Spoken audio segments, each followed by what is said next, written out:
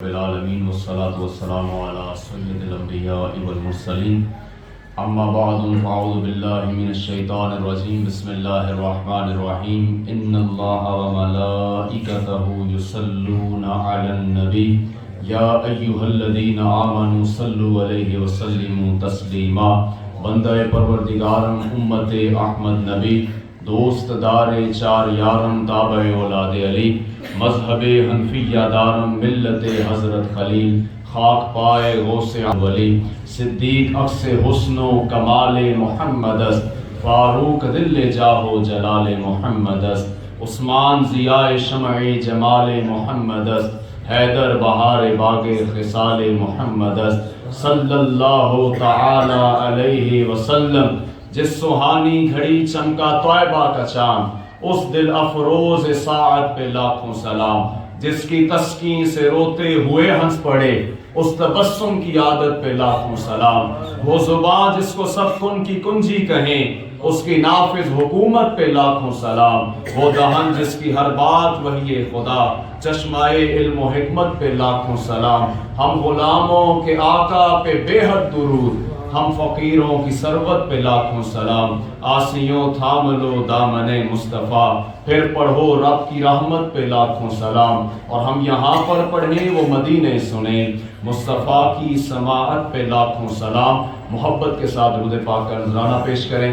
الصلاۃ والسلام علیکہ یا سیدی یا رسول اللہ وعلی آلک واصحابک یا سیدی یا حبیب اللہ۔ الصلاۃ والسلام علیکہ یا سیدی یا رحمۃ للعالمین وعلی آلک واصحابک یا سیدی یا خاتم النبیین۔ تمام معزز سامعین کو، حاضرین کو السلام علیکم ورحمۃ اللہ وبرکاتہ۔ قرآن کریم فرقان حمید کے اندر اللہ رب العزت نے ارشاد فرمایا، یا ایھا الذین آمنوا کتب علیکم الصیام کما کتب علی الذین من قبلکم لعلکم تتقون، کہ اے ایمان والو، تم پہ روزے فرض قرار دیے گئے جس طرح سے ان کو فرض کیا گیا تم سے پہلے والوں پر، لعلکم تتقون، تاکہ تم پرہیزگار بن جاؤ۔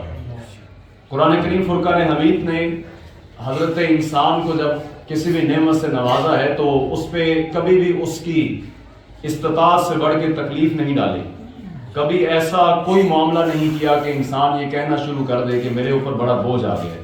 یہاں اس آیت کریمہ کا بھی آپ حسن دیکھیں، قرآن کریم نے فرمایا، یا ایھا الذین آمنوا کتب علیکم الصیام کما کتب علی الذین من قبلکم۔ تم یہ نہ سمجھنا خالی تمہارے اوپر فرض کیے ہیں، تمہارے سے پہلے والوں پہ بھی فرض تھے۔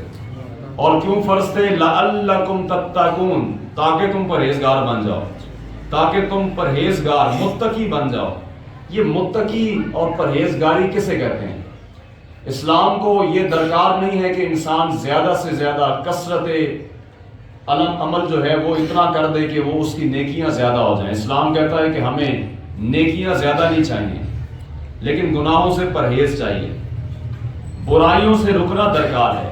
نیکی اتنی درکار نہیں ہے جتنا گناہوں سے رکنا درکار ہے۔ ہم اکثر نیکیاں کر رہے ہوتے ہیں لیکن ساتھ ساتھ گناہ بھی چل رہے ہوتے ہیں۔ میرے حضور سید عالم نبی لجپال صلی اللہ تعالی علیہ وسلم نے ارشاد فرمایا کہ اللہ رب العزت کو وہ عمل زیادہ پسند ہے جو مسلسل کیا جائے۔ اگر آپ کوئی نیکی کر رہے ہیں، آپ 100 مرتبہ درود پاک پڑھتے ہیں تو اس کو پھر مسلسل کریں۔ ایسا نہ کریں کہ 4 دن پڑھیں، 5ویں دن نہ پڑھیں، 6 دن نہ پڑھیں۔ آپ اگر تہجد آپ نے شروع کی ہے، اللہ نے توفیق دی ہے، آپ نے نیت کی ہے، تو پھر کوشش کریں یا تو پھر اتنی پڑھیں کہ مسلسل ہونی چاہیے، یا پھر آپ اس کو اگر مسلسل نہیں کر سکتے تو پھر کبھی کبھی پڑھیں، تاکہ آپ اس عمل کو متواتر کریں جس کو اللہ کی رضا کے لیے کر رہے ہیں۔ کیونکہ آپ رب کے لیے کوئی عمل کر رہے ہیں، پھر رب کے لیے کر کے آپ عمل جب شروع کریں بعد میں روک دیں تو یہ پھر اللہ کو گوارا نہیں ہے۔ آپ وہ عمل کریں جو اللہ رب العزت نے آپ کو توفیق دی ہے، جتنی توفیق دی ہے، جیسے توفیق دی ہے۔ حضور صلی اللہ علیہ وسلم نے فرمایا کہ قیامت کے دن قرآن بھی اور رمضان بھی دونوں شفاعت کریں گے۔ قرآن بھی شفاعت کرے گا اور رمضان بھی شفاعت کرے گا۔ تو قرآن کریم نے فرمایا کہ ہم نے تم پہ روزے فرض قرار دیے تاکہ تم پرہیزگار بن جاؤ۔ تو میرے محبوب نے فرمایا کہ یہ رمضان بھی رمضان اور قرآن دونوں شفاعت کریں گے۔ روزہ در حقیقت ان تمام چیزوں سے رک جانے کا نام ہے جس کا اللہ نے حکم دیا ہے کہ اس سے رکنا ہے۔ روزہ دو طرح کی عبادت کا نام ہے۔ میرے حضور صلی اللہ علیہ وسلم نے ارشاد فرمایا کہ ہر چیز کی کوئی نہ کوئی زکوٰۃ ہوتی ہے، ہر چیز کی۔ فرمایا جسم کی زکوٰۃ یہ ہے کہ روزہ رکھا جائے، جسم کی زکوٰۃ، فرمایا روزہ رکھا جائے۔ تو جب روزہ ایک تو جسمانی عبادت ہے اور دوسرا روزہ روحانی عبادت ہے۔ جسم کی عبادت یہ ہے کہ آپ جسم کو مشقت میں ڈال کے رکھتے ہیں خوراک سے، جو آپ کو درکار ہے، آپ کو چاہیے۔ لیکن روحانی عبادت کیا ہے کہ سحری ہے نا، سحری آپ سارے سحری کرتے ہیں۔ کوئی بندہ 8 بجے اٹھ رہا تھا، کوئی 9 بجے اٹھ رہا تھا، کوئی 10 بجے اٹھا کرتا تھا، کوئی دن میں اٹھ کے صبح کا ناشتہ کرتا تھا، کوئی شام میں دن کا کھانا کھاتا تھا۔ لیکن اب دیکھیں نا، اللہ کا حکم ہے، امر الہی ہے، صرف رب کے حکم کی یہ شان ہے کہ آپ سارے 8 والے، 9 والے، 10 والے، دیر سے اٹھنے والے، آپ سحری میں اٹھ کے بیٹھے ہوئے ہیں اور سحری کر رہے ہیں۔ اور پھر اس کے حکم کی شان دیکھیں کہ افطاری میں دسترخوان لگا ہوا ہے، آپ کھانے پہ قدرت رکھتے ہیں، آپ کھا سکتے ہیں، لیکن افطاری میں 1 منٹ رہتا ہے، آپ پھر بھی نہیں کھا رہے، 1 منٹ پہلے تک بھی نہیں کھا رہے۔ قدرت ہے نا، لیکن آپ نہیں کھا رہے۔ کیوں نہیں کھا رہے؟ کیونکہ روحانی طور پہ یہ اللہ کا حکم ہے، یہ اللہ کا حکم ہے۔ تو کوئی یہ نہ سمجھے کہ میں رکھتا ہوں تو وہ یہ چل رہا ہے، یا میں کرتا ہوں، میں رکا ہوا ہوں۔ آپ نہ تو رکے ہوئے ہیں، آپ نہ رکھ رہے ہیں، یہ اللہ کا حکم ہے جو میں نے اور آپ نے مانا ہوا ہے۔ کتنے کتنے گناہگار ہوتے ہیں رمضان میں، وہ مساجد میں نظر آتے ہیں، رمضان میں وہ عبادات کرنے میں نظر آتے ہیں، مسجدوں کی صفوں میں نظر آتے ہیں، کتنے کتنے گناہگار ہوتے ہیں۔ لیکن ہمارے پاس، ہم نے ہمیشہ ہر چیز کو جب بھی دین کے اندر کرنا ہے خلوص نیت کے ساتھ کرنا ہے، خلوص نیت کے ساتھ۔ میرے محبوب کریم صلی اللہ تعالی علیہ وسلم نے ارشاد فرمایا کہ رمضان کے اندر اللہ رب العزت ہر نفل کا ثواب فرض کے برابر عطا کرتا ہے، اور فرضوں کا ثواب 70 گنا بڑھا دیا جاتا ہے۔ اور میرے محبوب فرماتے ہیں کہ روزہ ایک ایسی عبادت ہے جو اللہ فرماتا ہے یہ میرے لیے ہے، اس کا ثواب میں اپنی شان سے عطا کروں گا، مختص نہیں ہے، اپنی شان سے۔ جنت کا ایک دروازہ ہے باب الریان، وہ روزے دار کے لیے کھولا جائے گا۔ میرے محبوب نے فرمایا کہ استقبال رمضان میں، جب رمضان آنے لگتا ہے نا، تو جنت کو سجا دیا جاتا ہے۔ تو جیسے ہی رمضان کا چاند نظر آتا ہے، پھر شیاطین قید ہو جاتے ہیں، جہنم کو ٹھنڈا کر دیا جاتا ہے، جنت کو مزین کر دیا جاتا ہے روزے دار کے لیے۔ کس کے لیے جی؟ روزے دار۔ روزے دار کے منہ کی بدبو جو افطار تک، جسے ہم بدبو کہتے ہیں، کہ روزے دار کے منہ کی بدبو، میرے محبوب نے فرمایا اللہ رب العزت کو مشک کی خوشبو سے زیادہ عزیز ہے۔ اور میرے حضور صلی اللہ علیہ وسلم نے فرمایا کہ روزے دار جب دسترخوان پہ بیٹھا ہوتا ہے افطار کرنے کے لیے، اللہ کبھی اس کی دعا رد نہیں کرتا، کبھی اس کی دعا رد نہیں کرتا۔ کتنی بڑی فضیلت ہے یہ، اتنا بڑا موقع ہے رب کے ساتھ ملاقات کرنے کا، کتنا بڑا موقع ہے روزہ۔ حضور صلی اللہ علیہ وسلم کے پاس صحابی تشریف لائے، حضور فلاں مسئلہ ہے، سرکار نے فرمایا نکاح کریں۔ حضور اگر نکاح کی طاقت نہ رکھتے ہوں تو میرے محبوب نے پھر تمام جوانوں کو کہا، حضور نے ان صحابی کو بھی کہا، پھر تمام جوانوں کو بھی کہا، فرمایا کہ میری امت کے جوان یا تو جلدی جلدی نکاح کر لیں، اگر نکاح کی استطاعت ابھی نہیں رکھتے، قوت نہیں رکھتے، پھر روزے رکھنا شروع کر دیں۔ روزہ ایک ایسی عبادت ہے جو آپ کے نفس کو کچل دے گا۔ ہمیں پتہ ہے کس چیز کی بیماری ہے، ہم سب کو ساری بیماری جسمانی نہیں ہوتی، ہمیں آدھی سے زیادہ بیماریاں روحانی ہوتی ہیں، آدھی سے زیادہ، ہم اس کو مانتے نہیں ہیں۔ ہسپتال میں ڈاکٹر کہہ رہے ہیں کہ آپ کو کچھ بھی نہیں ہے، آپ کی رپورٹیں بھی ٹھیک ہیں، آپ کو کوئی مسئلہ بھی کوئی نہیں، کوئی سمٹم بھی نہیں ہے بیماری کے، لیکن آپ بیمار ہیں۔ وہ کہہ رہے ہیں آپ بیماری آپ کو نہیں ہے، لیکن آپ کہہ رہے ہیں میں بیمار ہوں۔ آپ کس چیز کے بیمار ہیں؟ آپ کو وہ والی روحانی بیماری ہے کہ جس کا علاج جو ہے وہ صرف اللہ کے ذکر میں ہے اور کسی چیز میں نہیں۔ روزہ وہ چیز ہے جو آپ کو اس بیماری سے نجات دلائے گا، اس بیماری سے۔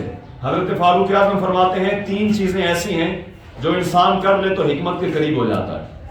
فرمایا کم سونا، کم کھانا، کم بولنا۔ اللہ کرے ہمیں نصیب ہو جائے۔ کم سونا، ذرا یاد کر لیں، کم سونا، کم کھانا، کم بولنا۔ روزے آئے ہیں، ہم نے بڑی تیاری کی ہے، راشن بھی اکٹھا کیا ہے تاکہ پورا مہینہ ہمیں راشن کے لیے راشن کی لائنوں میں نہ لگنا پڑے، ہم نے ہر چیز کا انتظام کر لیا، فلاں بھی کھائیں گے، فلاں بھی کھائیں گے، ہم نے مشروبات بھی لا کے رکھ لی کہ ہم یہ پیئیں گے، بڑی ٹھیک چیزیں ہیں۔ آپ نے رمضان کے افطار کے لیے اہتمام کیا، سحری کے لیے اہتمام کیا، اس اہتمام کا حساب نہیں ہوگا۔ میرے محبوب نے فرمایا لیکن کیا روزے کا مقصد صرف خوراک ہے، صرف دسترخوان ہے، صرف کھانا ہے؟ ہم تھوڑا کھانے سے باہر آئیں نا ذرا، ہم دیکھیں کہ ہمارا روز کی تیاری کے اندر دسترخوان کتنا شامل ہے اور عبادت کتنی شامل ہے۔ سحری کے اندر 60 سے 70% کھانا کھائیں، یہ نسخہ لے جائیں۔ میرے محبوب کی حکمت میں سے یہ چیز یاد رکھیں، جو ناشتہ ہوتا ہے، ناشتہ صبح کا، وہ تگڑا کیا کریں۔ سحری لوگ کہتے ہیں کہ ہم سے کی نہیں جاتی، وہ کی کیوں نہیں جاتی؟ رات کو اتنا کھا کے سوتے ہیں، کہاں سے کی جائے گی؟ سحری کریں، میرے حضور نے فرمایا سحری میں برکت ہے، سحری میں برکت ہے، آپ سحری کریں۔ 60 سے 70% کھانا ایک دن کی خوراک کا آپ سحری میں کھائیں، باقی افطاری میں کھائیں۔ افطار میں پھر بچتا ہے 20 سے 30%، لیکن ہم الٹا کر رہے ہیں، ہم صبح 20 سے 30% کر رہے ہیں، افطار میں 60% کر رہے ہیں۔ وہ پھر اس کا انجام کیا نکلتا ہے کہ ہمارے رمضان کے 3 عشرے ہیں، عشرہ رحمت ہے، عشرہ مغفرت ہے، عشرہ نجات ہے۔ آپ ان عشروں کے پہلے 3 دن اور آخری 3 دن سروے کر کے دیکھ لیں، مساجد کے اندر 8-8، 9-9، 10-10 صفیں ہوتی ہیں، لیکن ان عشروں کے درمیان کا حال دیکھ لیں، وہاں پہ وہی روایتی 2 صفیں رہ جاتی ہیں، 2-2، 3-3 صفیں۔ اس کا کیوں یہ انجام کیوں ہوا؟ انجام اس وجہ سے ہوا کہ ہم نے وہ ساری توجہ خوراک پہ کر دی۔ میرے محبوب نے فرمایا ابن آدم کو اپنی کمر سیدھی رکھنے کے لیے 2 لقمے کافی ہیں، 2 لقمے۔ میرے حضور کی افطاری کی ایک صحابی نے، سرکار تشریف لے کر گئے، صحابی نے کھجوریں پیش کی، پانی پیش کیا، میرے محبوب نے پانی پیا اور پی کر حضور صلی اللہ علیہ وسلم نے فرمایا کہ یہ جو تم نے پانی مجھے پلایا ہے نا، اس سے میرے جسم کی ساری رگیں تار ہو گئی ہیں۔ مطلب ابھی میں نے اور کچھ نہیں کھایا، امت کو بتانا مقصود تھا، ابھی کچھ بھی نہیں کھایا۔ پانی ایک ایسی چیز ہے کہ میری جسم کی ساری رگیں تار ہو گئی ہیں، لیکن آج ہمارے پاس 20 کھانے موجود ہیں۔ مقصد کھانا نہیں ہے، مقصد اللہ کی رضا ہے، اللہ کی عبادت ہے، اللہ کا قرب ہے۔ اگر رمضان میں بھی میں عبادت کر کے اس کو راضی نہ کروں، میں عبادت کر کے اس کو اپنا نہ بنا لوں، میں اس کا نہ بن جاؤں، تو پھر یہ کھانا تو سارا سال چلے گا، مجھے کیا چیز حاصل ہوگی؟ میرے محبوب کریم صلی اللہ تعالی علیہ وسلم نے منبر پہ حضور نے قدم رکھا، فرمایا آمین، دوسری سیڑھی پہ قدم رکھا ہے، فرمایا آمین، تیسری سیڑھی پہ قدم رکھا، فرمایا آمین۔ حضور خطبہ ارشاد کر دیا تو صحابہ نے پوچھا محبوبہ آپ نے 3 بار آمین کہا، کوئی وجہ ہے؟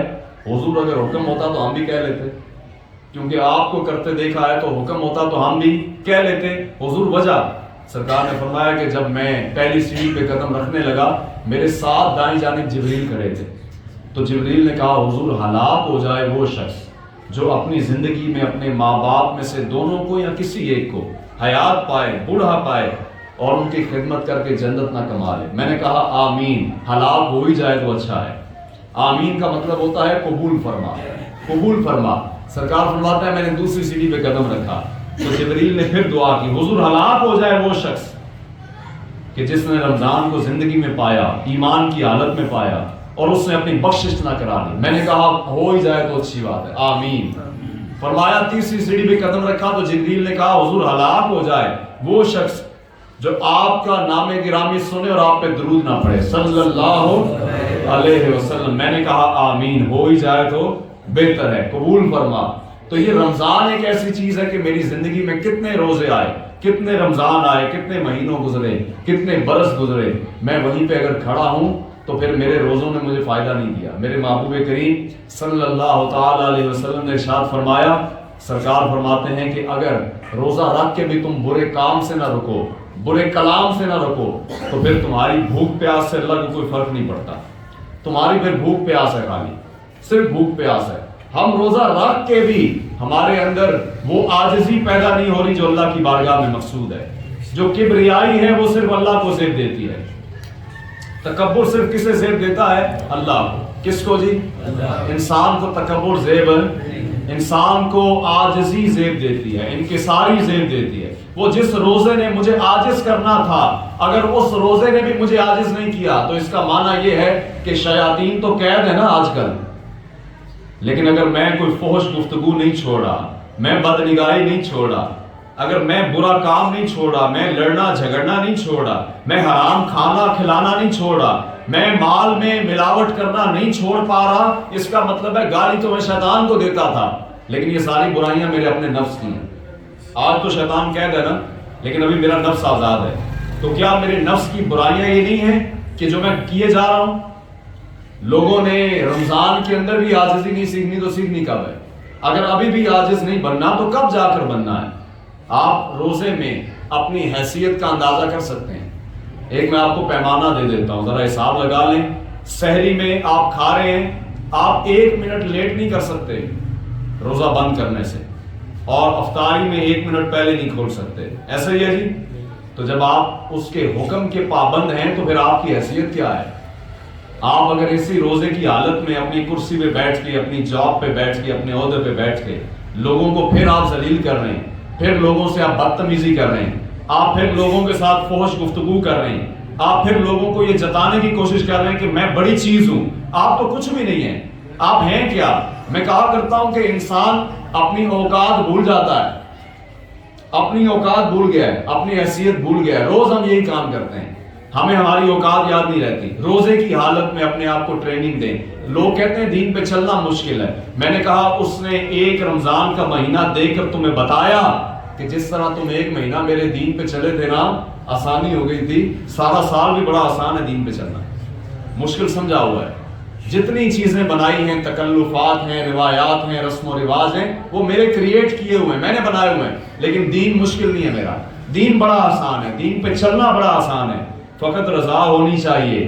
میری اپنی رضا پہلے ہے، پھر میری رضا شامل کر کے مقصد کیا ہے کہ میں اللہ کی رضا طالب بن جاؤں، اس کی رضا کو حاصل کروں، اس کی رضا کو میں نے اپنی زندگی میں شامل کرنا ہے۔ روزے کی حالت میں کوشش کریں کہ اگر آپ ایک خدمت تو کر رہے ہیں نا کہ آپ نے روزہ رکھا ہوا ہے، اپنے جسم کی خدمت کر رہے ہیں، ایک یہ خدمت ہے اپنے جسم کے لیے، ایک یہ مالک کی رضا کے لیے عبادت ہے، تو اس عبادت کے ساتھ ایک اور کام ذرا کریں، مخلوق خدا کی خدمت کریں۔ آپ جس کرسی پہ ہیں، جس عہدے پہ ہیں، جس منصب پہ ہیں، آپ جس محکمے میں ہیں، جس ڈپارٹمنٹ میں ہیں، آپ کسی دکان میں بیٹھے ہیں، آپ کا کوئی کریانے کا سٹور ہے، آپ لوگوں کو 5 روپے 10 روپے چیز سستی دے سکتے ہیں، اللہ اور اس کے رسول کے نام پہ کر دیں، یہ خدمت بھی کر دیں۔ خالی راشن کی لائنیں لگوا کے راشن تقسیم کرنے سے خدمت نہیں ہوتی، کبھی کبھی کسی کو مسکرا کے دیکھنا بھی خدمت ہوتی ہے۔ میرے حضور نے فرمایا کہ اگر کوئی مومن اپنے مومن بھائی کو مسکرا کے دیکھے تو یہ بھی بہترین صدقہ ہے۔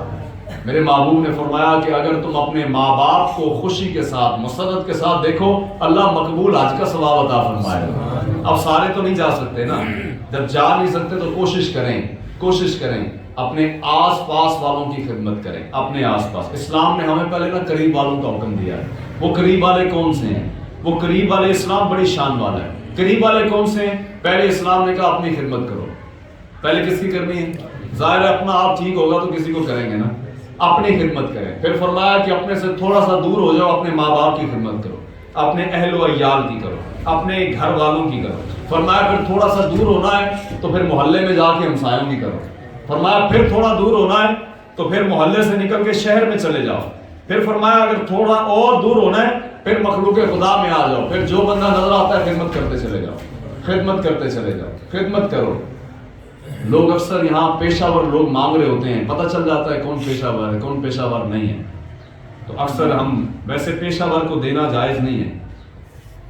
اگر ہمیں پتہ ہے کہ یہ بندہ پیشہ ور ہے اور اس کا کام ہی مانگنا ہے تو وہ جو سوال کرنے والا ہے اور مسلسل سوال کرنے والا ہے اس کو دینا بھی بعض دفعہ گناہ بن جاتا ہے۔ خدا نہ خواستہ اگر آپ نے دیا، اس نے جا کے کسی غلط کام میں استعمال کر دیا اور وہ اس کا کام ہی یہ بن گیا کہ وہ پیشہ ور ہے، وہ سوال کرتا ہے، اللہ نے اس کو صحت دی ہے، تندرستی دی ہے، وہ کوئی کام کاج نہیں کر رہا، تو وہ پیشہ ور کو کبھی کبھی آپ اگر دیں تو خدا نہ خواستہ وہ باعث گناہ بھی بن جاتا ہے۔ لیکن میرے حضور کی ایک حدیث پاک ہے، میرے محبوب نے فرمایا، سرکار فرماتے ہیں کبھی کبھی حقدار کو بھی دو اور اس کو بھی دو جو حقدار نہیں ہے۔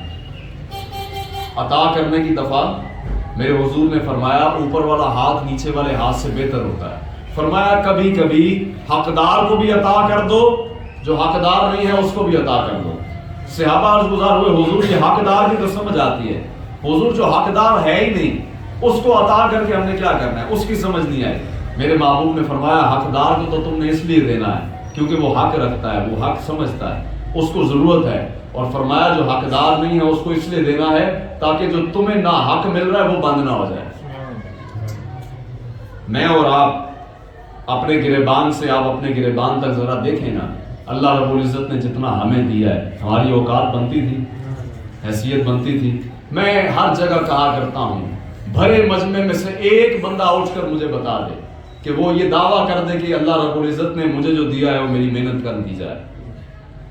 سب یہ کہنے پہ قائل ہیں کہ رب نے جو ہمیں دیا ہماری اوقات سے زیادہ دیا ہے، وہ دے رہا ہے، اوقات سے زیادہ دے رہا ہے۔ کیا میں اتنا اچھا ہوں جو مجھے دے رہا ہے؟ کیا میں اتنا حسین ہوں جو مجھے دے رہا ہے؟ کیا دنیا میں اور لوگ نہیں بستے وہ سب کو دینا چاہتا ہے اور وہ دے نہیں پا رہا؟ کیا ایسا ہے؟ نعوذ باللہ، وہ تو مالک ہے، اس نے سب کو برابر رکھا ہی نہیں ہے، اس نے کسی کو زیادہ دیا ہے، کسی کو کم دیا ہے۔ تو اگر مجھے دیا ہے تو میں یہ نہ سمجھنا شروع کر دوں کہ میں بڑی کوئی چیز ہوں۔ روزہ کس چیز کا نام ہے؟ آپ کے نفس کو ختم کرنے کا نام ہے۔ اگر آپ کا نفس عاجزی میں نہیں آیا نا افطاری کے وقت، اگر آپ کا نفس افطاری کے بعد اگلی سحری تک عاجزی میں نہیں ہے تو سمجھ لیں آپ کے روزے نے آپ کو فائدہ نہیں دیا، آپ کے روزے نے آپ کو کچھ ٹھیک نہیں کیا۔ آپ کے ٹھیک ہونے کا مقصد کیا ہے؟ عاجز بن جائیں۔ انسان کی ایک دنیا اس کے اندر بستی ہے، ایک کائنات اندر ہوتی ہے۔ وہ کائنات کون سی ہے؟ انسان جب اپنے دل میں دیکھتا ہے، وہ بڑا خوبصورت، کسی نے کہا نا کہ دل کے آئینے میں ہے تصویر یار، دل کے آئینے میں ہے تصویر یار، جب ذرا گردن جھکائی دیکھ لی۔ کہ دل کے اندر وہ جو اللہ اور اس کے رسول کی محبت ہے وہ اتنی پختہ ہونی چاہیے کہ ہمیں کوئی کہتا بھی رہے نا کہ آپ بہت بڑے ہیں تو ہم اندر سے یہی کہیں کہ نہیں، ہم بڑے نہیں ہیں، جن کی محبت ہے بڑے وہی ہیں بس۔ حضرت عباس سے پوچھا گیا نا حضور کے چچا کہ جی آپ بڑے ہیں یا حضور بڑے ہیں؟ آپ کہہ سکتے تھے نا چچا ہیں، رشتے میں بھی بڑے ہیں، عمر میں بھی بڑے ہیں، کہہ سکتے تھے کہ جی میں بڑا ہوں۔ فرمایا جی آپ بڑے ہیں یا حضور بڑے ہیں؟ کہا عمر میری زیادہ ہے، بڑے حضور ہی ہیں۔ عمر میری زیادہ ہے، بڑے حضور ہی۔ ہم بھی کبھی یہ کہیں نہ چلتے پھرتے، کوئی کہے جی آپ بڑے آدمی ہیں، ہم کہیں جی بڑے ہم نہیں ہیں، وہ جن کے ہیں بڑے وہی ہیں۔ صحابہ کو لوگ دیکھتے تھے تو کوئی یہ نہیں پوچھتا تھا کہ آپ کون ہیں، آپ کیسے ہیں، لوگ کہتے تھے یار بتاؤ تو صحیح تمہیں جس نے ایسا بنایا ہے وہ کون ہے۔ اپنے دل کے اندر حضور کی تصویر کو جما لیں۔ تصویر کا معنی کیا ہے؟ حضور کی سیرت کو جما لیں، حضور کی صورت کو جما لیں۔ آپ کو کوئی کہے جی آپ بڑے اچھے آدمی ہیں، کہیں جی وہ اللہ نے پردہ رکھا ہوا تو اچھے ہیں، ویسے ہم اچھے نہیں ہیں، اللہ نے رکھا ہوا ہے پردہ، پردے ڈالے ہوئے ہیں۔ مجھے پتا ہے نا میں کتنا گنہگار ہوں، آپ کو پتا ہے آپ کتنے گنہگار ہیں۔ کبھی یہ تصور کریں، رات کو 10 منٹ بیٹھ کے مراقبہ کریں، اپنے دل میں اللہ کے خوف کو جمائیں، روزے کی حالت میں بیٹھ جائیں، کبھی دن میں بیٹھ جائیں، صبح میں بیٹھ جائیں، اور ذرا دیکھیں کہ میرے دسترخوان پہ اللہ نے مجھے جتنی نعمتیں دی ہیں کیا سب کو دی ہیں؟ اگر کوئی بھوکا پیاسا سو رہا ہے نا آج بھی تو کیا رب نے مجھے دی ہیں؟ تو میری کوئی حیثیت تھی تو مجھے دی ہیں؟ فقط اس کی ذات کا کرم ہے تو مجھے دی ہیں، فقط اس کی ذات کا کرم ہے۔ بارہا اپنی اوقات کو یاد رکھیں۔ آپ کبھی بھی، میرے بزرگ کہا کرتے ہیں کہ وہ انسان بڑا نہیں بن سکتا جس کا کوئی بڑا نہیں ہوتا۔ ہم خود ہی بہت بڑے ہیں، ہمیں ضرورت ہی نہیں، اپنے آپ کے اوپر کوئی بڑا رکھیں۔ اور میں ایک ہی بات کہنا چاہتا ہوں کہ میرے خیال سے کائنات میں سب سے بڑے حضور ہی ہیں۔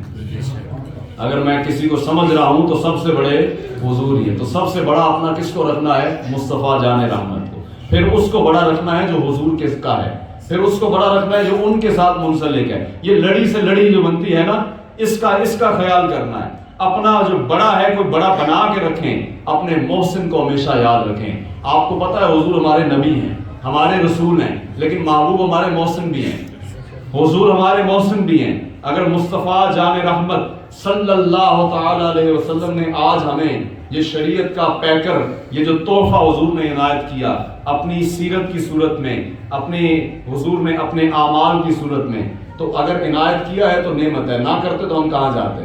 ہو سکتا ہے ہم بھی کسی غیر مسلم کے گھر میں پیدا ہوتے، ہم بھی ہو سکتا ہے کہ کسی آج اس گھر میں پیدا ہوتے جہاں نعوذ باللہ خدا کے ساتھ شرک کیا جاتا ہے۔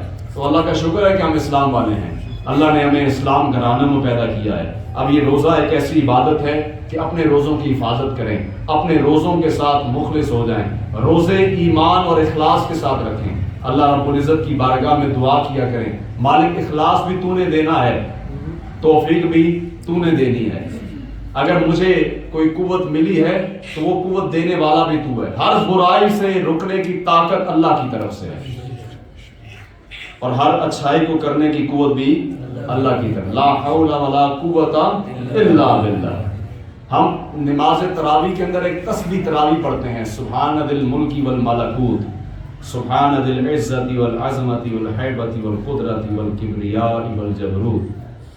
یہ میرے محبوب کریم صلی اللہ تعالی علیہ وسلم نے ارشاد فرمایا کہ اللہ رب العزت نے فرشتوں کو حکم دیا، آسمان کو تخلیق کیا اور فرشتوں سے کہا کہ اس کو اٹھا لو، تو فرشتوں نے اٹھانے کی کوشش کی تو محبوب فرماتے ہیں ان سے اٹھایا نہیں گیا، تو پھر اللہ رب العزت نے یہ دعا ان کو سکھائی کہ تم پڑھو سبحان ذی الملک والملکوت، سبحان ذی العزت والعظمت والہیبت والقدرت والکبریاء والجبروت۔ پھر جب فرمایا کہ اللہ رب العزت نے یہ دعا ان کو سکھائی تو جب آپ فرشتوں نے اٹھانے کی کوشش کی تو فوراً سے اٹھا لیا، فوراً سے اٹھا لیا۔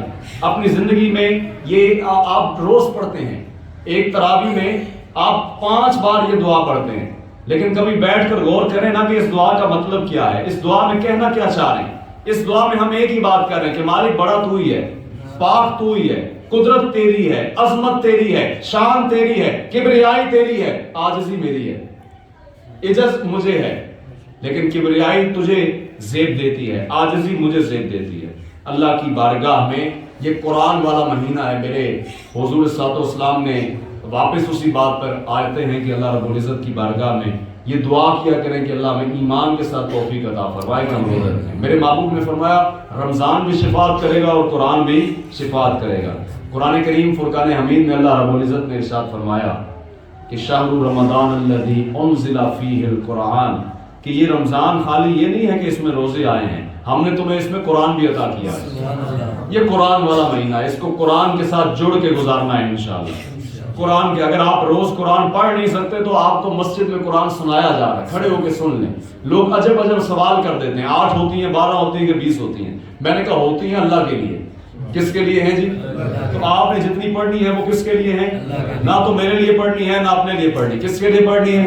تو 20 ہی ہوتی ہیں، آپ 20 ہی۔ میں تو کہتا ہوں آپ شکر کریں ابھی 20 ہیں، اگر 50 ہوتی ہیں اس کی رضا کے لیے پھر بھی کھڑا ہونا چاہیے تھا، پھر بھی رکنا چاہیے تھا، کھڑا ہونا چاہیے تھا۔ آپ کیوں ہیلے بہانے ڈھونڈتے ہیں؟ ہیلے بہانے تو ہمیں تلاش کرنے چاہیے نیکیاں سمیٹنے کے، اپنے اعمال کو بڑھانے کے۔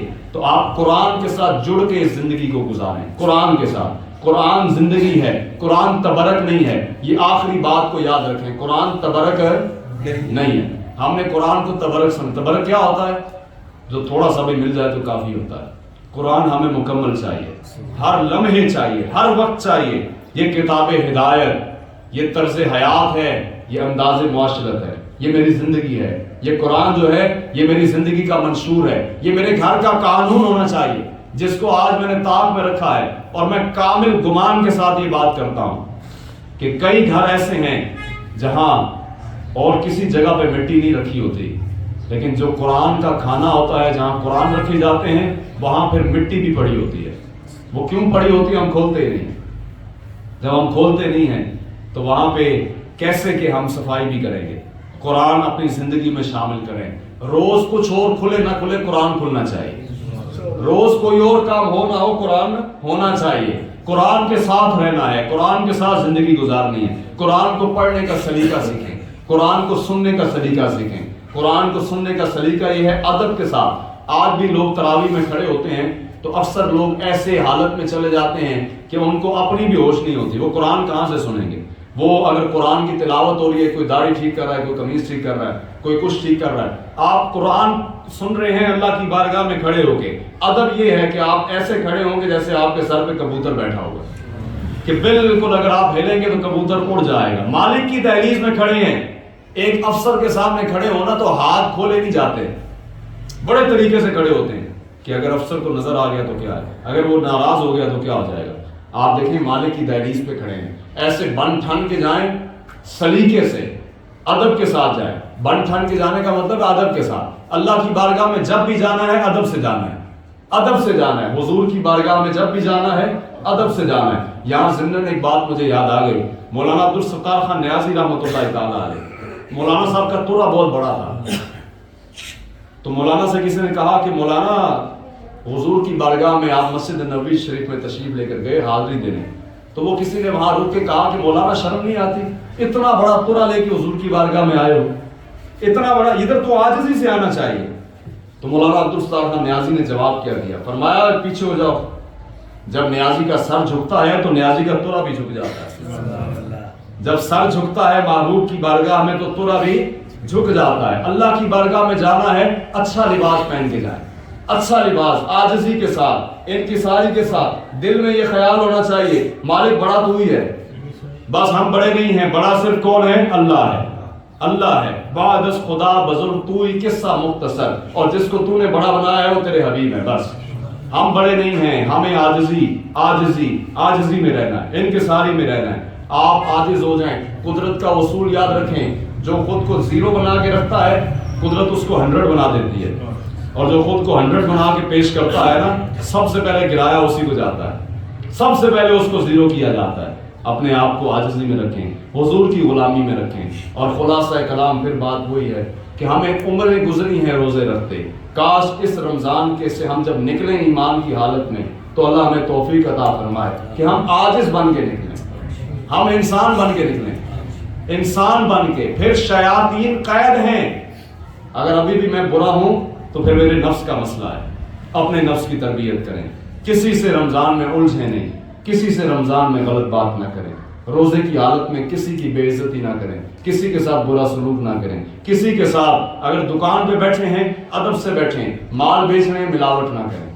یہ بھی عبادت ہے کہ آپ مال بیچ رہے ہیں آپ ملاوٹ نہ کریں. آپ جس سے بات کریں ادب کے ساتھ کریں, ادب کے ساتھ. ایک موچی تھا وہ جوتے گانٹھا کرتا تھا, جوتے گانٹتا تھا. وہ جب بھی جوتے گانٹتا تو جو جوتا گنٹوانے آتا تھا, صحیح کروانے آتا تھا, تو موچی اس کی بڑی خدمت کرتا تھا, اس کو حضرت کہتا, اس کو بٹھاتا ادب کے ساتھ. تو ایک دن کسی نے پوچھ لیا کہ بابا تیرا کام ہے جوتے گانٹنا, لیکن تیرے مزاج سے نہیں لگتا کہ تو جوتے گانٹنے والا موچی ہے. تیرے مزاج سے تو یہ لگتا ہے تو بڑا تو صوفی درویش آدمی ہے, جو آتا ہے تو اس کی خدمت کرتا ہے, جو آتا ہے تو اس کو ادب کے ساتھ بٹھاتا ہے. وجہ کیا ہے؟ تو موچی نے بڑی بات کی. بعض صبح چھوٹے لوگ بھی بڑی بات کر دیتے ہیں کیونکہ وہ اندر سے بڑے ہوتے ہیں. موچی نے کہا کہ بات صرف اتنی سی ہے کہ میرا کام ہے جوتے گانٹنا, میں ہوں ذات کا موچی, لیکن میں چاہتا ہوں کل قیامت کے دن اپنے مصطفیٰ جان رحمت کی بارگاہ میں جب پیش کیا جاؤں تو میں حضور کی بارگاہ میں کہنے والا بنوں, حضور کچھ نہیں نہ کر سکا تو آپ کے امتیوں کے جوتے گانٹے تھے عزت کے ساتھ, جوتے صاف کیے تھے, جوتے ٹھیک کیے تھے, مرمت کیے تھے, عزت کی تھی, عزت کے ساتھ. حضور کرم فرمائے معافی ہو جائے آج. عزت کے ساتھ لوگوں کو عزت دیں, لوگوں کو وقار دیں. ہر بندہ کسی ماں کا بیٹا ہے, خالی آپ ہی ماؤں کے بچے نہیں ہیں. ہر بندہ کسی ماں کا بیٹا ہے, ہر شخص کسی باپ کا بیٹا ہے, ہر بندہ کسی بہن کا بھائی ہے, ہر بندہ کسی بچے کا والد ہے, ہر بندہ. آپ کی اگر عزت ہے تو اس کی بھی عزت ہے. آپ اگر خود کو بڑا کوئی شاہانہ سمجھتے ہیں, آپ کی کیا حیثیت ہے؟ آپ اگر خود کو ذلیل کر رہے ہیں, جو بندہ دوسروں کو ذلیل کرتا ہے ہم اس کو شریعت کی نظر میں اس کی کوئی حیثیت نہیں سمجھتے. شریعت میں اللہ رسول کے قریب وہی ہے جو متقی ہے. کون ہے جی؟ عزت والا کون ہے؟ متقی. عہدوں والا متقی, عہدوں والا بڑا, متقی بڑا ہے, پرہیزگار بڑا ہے, جو اللہ رسول کے تابع ہے, عاجز ہے, انکساری کے ساتھ چلنے والا ہے, وہ بڑا ہے. عہدوں والا بڑا نہیں ہے, سیٹوں والا بڑا نہیں ہے, پیسے والا بڑا, گاڑیوں والا بڑا نہیں ہے. بڑا کون ہے؟ جو متقی ہے, جو پرہیزگار ہے, جو پرہیزگار ہے. ہمیں اپنے عاجزی کے اندر زندگی گزاریں, اپنے دل کے اندر کل کائنات بسا کے چلیں. آپ چلے تو وہ کسی خوبصورت نے کہا کہ کہنے والا بھی خوبصورت تھا, جو اس نے کہا وہ بھی بڑا اس نے خوبصورت کہا. یہ اس نے کہا کہ یہ دنیا ایک سمندر ہے مگر ساحل مدینہ ہے. یہ دنیا ایک سمندر ہے مگر ساحل مدینہ ہے. ہر ایک موج بلا کی راہ میں حائل مدینہ ہے. کہ میرے تو زندگی مشکلات سے بھری پڑی ہے, اگر میں بچ بچ کے چل رہا ہوں تو میرے رستے میں جو رحمت ہے وہ میرے مصطفیٰ کی ہے, جو رحمت ہے وہ مدینے والے تاجدار کی ہے. جو بچا ہوا ہوں نا میں, وہ صرف میرے حضور نے لاج رکھی ہوئی ہے تو میں بچا ہوا ہوں. وہ جہانگیر بادشاہ تھا تو اس کو ایک شخص نے آ کر کہا کہ بادشاہ اگر میں تیرے ساتھ ایک مذاق کروں تو کیا تو برداشت کر لے گا؟ اس نے کہا کیا مذاق کرے گا؟ اس نے کہا میں تیرے پاس آؤں گا بھیس بدل کے، بھیس بنا کے آؤں گا، اگر تو نے مجھے پہچان لیا تو ٹھیک ہے، اگر تو نہ پہچان سکا تو بادشاہ کو شرط لگاتے ہیں، جو میں مانگوں گا مجھے تو دے گا۔ اس نے کہا چل ٹھیک ہے۔ اس نے دیکھا کہ یہ تو فقیر آدمی ہے، یہ بھیس بدل کے آئے گا بھی تو پتہ چلے گا فقیر ہی ہے، اگر بھیس بدل بھی لے گا میں بادشاہ ہوں میں پہچان لوں گا۔ اس نے کہا چل ٹھیک ہے تو آ تو صحیح۔ اگلے دن وہی فقیر آیا بھیس بدل کے، منہ پہ کالک مل لی، مانگنے والا آیا گداگر بن کے آیا، ہاتھ میں کاسا پکڑ لیا، جب لائن میں لگا وہ بادشاہ سالوں کو دے رہا، جب اس کی باری آئی بادشاہ نے اس کو نکال کے سائڈ پہ کر لی، کہا تو وہی ہے نا جو کل آیا تھا، بہروپیہ ہے، لے میں نے تجھے آج پہچان لیا، چل جا کے کوئی نئی کوشش کر۔ چلا گیا، نئی تلاش کی، پھر ایک اور دن ایک اور بھیس میں آیا، بادشاہ نے پھر پہچان لیا۔ اب پھر تیسرے دن جس بھیس میں بیٹھا وہ بھیس اس نے ایسا بنایا کسی پہاڑی کی چوٹی پہ بیٹھ گیا، جا کے اللہ والا بن کے بیٹھ گیا۔ بادشاہ گزر رہا تھا، کسی جنگ پہ جا رہا تھا، رستے میں کسی نے کہا کہ بادشاہ سلامت، یہ پہاڑی کے اوپر ایک نیک بندہ بیٹھتا ہے، کیوں نہ نیک کام کے لیے جا رہے ہیں تو دعا بھی ذرا کرا لی جائے۔ کہا بادشاہ نے کہ چلو ٹھیک ہے دعا بھی کرا لیتے ہیں۔ وہ پہاڑی چڑھ کے گیا، اوپر جا کے آستانے پہ حاضر ہوا اور کہا بزرگوں نیک کام کے لیے جا رہا ہوں، اللہ فتح عطا کرے، دعا کرے۔ اس نے فقیر نے بیٹھ کے دعا کر دی، اس نے کہا کہ اللہ تجھے فتح یاب کرے گا۔ بادشاہ چل کے آ گیا، اگلے دن وہ فقیر اٹھ کے بادشاہ کے محل میں آ گیا اور کہا بادشاہ میں تیری جو شرط تو نے لگائی تھی نا، تو ہار گیا میں جیت گیا۔ کہا کیسے؟ کہا 2 دن آیا تو نے پہچان لیا، تیسرے دن آیا تو پہچان نہیں سکا، میں اللہ والا بن کے بیٹھا تھا، اللہ والا بن کے بیٹھا تھا، تو پہچان نہیں سکا۔ اب ذرا ایسا کرنا، شرط تو میں جیت چکا ہوں، جو میں مانگوں گا تو مجھے دے گا؟ کہا ہاں جو تو مانگے گا وہ تجھے ملے گا۔ بادشاہ کو آزمانا چاہتا تھا۔ بادشاہ نے کہا کہ کیا مانگنا چاہتا ہے؟ اس نے کہا کہ تیرا یہ جو تاج ہے نا جس میں ہیرے اور جواہرات لگے ہیں یہ مجھے دے دے۔ بادشاہ نے اتار کے تاج نہ اس کے قدموں میں رکھ دیا کہ چونکہ تو شرط جیت گیا ہے تو یہ تاج آج سے تیرا ہوا۔ اس نے تاج کو ٹھوکر مار کے کہا بادشاہ بات سن، ابھی دیکھ تو صحیح نا، دیکھ تو صحیح رب کی شان، میں نے صرف حضور کے غلام ہونے کا بھیس بنایا ہے، تجھ جیسے بادشاہوں کے تاج میرے قدموں میں آ گئے ہیں، بتا اگر میں حقیقی غلام بنوں گا تو کیا بنے گا؟ اگر میں اصل میں غلام بن جاؤں مصطفیٰ کا تو دنیا ساری اٹھ کے قدموں میں آ جائے گی۔ آپ کیوں تاج اور تخت کے پیچھے بھاگتے ہیں؟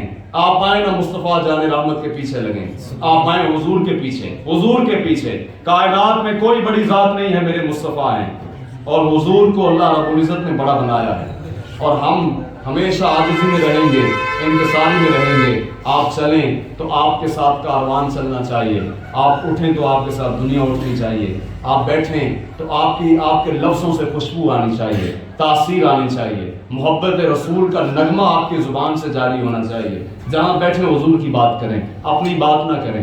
جو مالکوں کی بات کرتا ہے پھر اس کے بھی چرچے ہو جاتے ہیں، ہمیشہ مالکوں کی بات کریں۔ ہمارے آقا و مولا حضور پر نور شافع یوم النشور صلی اللہ علیہ وسلم نے ارشاد فرمایا قیامت والے دن 2 لوگوں کے حق میں فیصلہ ہو گیا، انہیں جہنم میں ڈال دو، تو سرکار فرماتے ہیں حضرت آدم میرے پاس آئیں گے اور آ کر کہیں گے آپ کا امتی جہنم میں ڈالا جا رہا ہے، آپ کا امتی جہنم میں ڈالا جا رہا ہے۔ سرکار تشریف لائیں گے اور اپنی جیب سے ایک پرچی نکالیں گے اور رب کے سامنے اعمال تلے ہیں، رب نے بھی دیکھا ہے، اللہ کے سامنے اعمال تلے ہیں، اللہ کے سامنے اعمال کم ہوئے ہیں، اللہ کے سامنے ہی جہنم کا فیصلہ ہوا ہے، لیکن حضور گزارش کریں گے مالک ایک بار پھر نہ تول لیں، ایک بار پھر۔